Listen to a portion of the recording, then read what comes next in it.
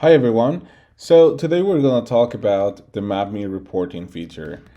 So to start with this, we'll suggest everyone to visit this article in our knowledge base. To do so, you can go here to Help Center and look for Map Reports and Analytics. Here you will have detailed instructions of how to gain access to these reports from your map. So the first thing that you actually need to do is to share a property ID with us, ideally an Universal Analytics property ID. To find this, all you need to do is to go to your analytics account, click here, and under properties, you will be able to see the ID. Once you have that, all you need to do is to share it with us, and we take care of the rest. One tip that I have for you is to create a separate property for your Mapme's map data.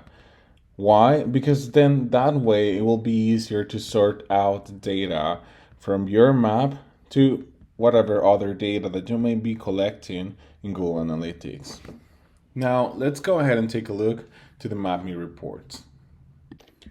So when in Google Analytics, you want to go to Behavior, Event, and Top Events. Here, we want to go to Event Actions. These are all the actions that your users can take when interacting with your map. Now, you can see that some of the names are pretty intuitive, but some of them may not be. So, you can check a full list of each event nomenclature by going to the same article I was referring to earlier. Here, you will see the action name and when the event fires. Now let's go back here and try to interact with one of these. So multicat refers to when you have multiple category selection in your map. If you want to see a breakdown and all the labels in that specific action, then you want to click like I just did. Here you will be able to see the name of the category first, a numbered sign, and the ID for that specific category. Let's go back to check another one. So say you want to check how many times a location has been loaded. Then we can check here map section marker click. This event action refers to the number of times that a marker of a specific location has been clicked.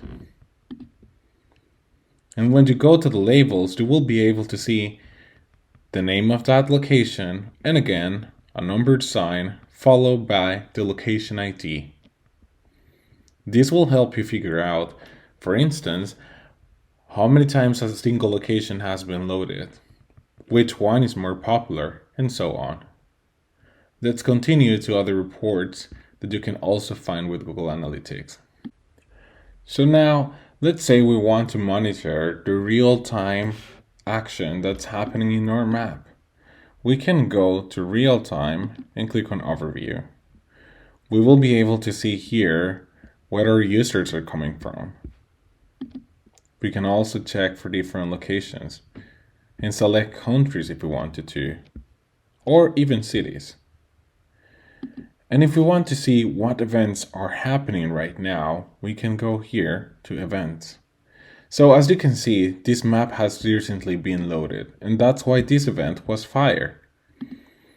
Let's do a couple more interactions. So say I click here, and I select a few of them too.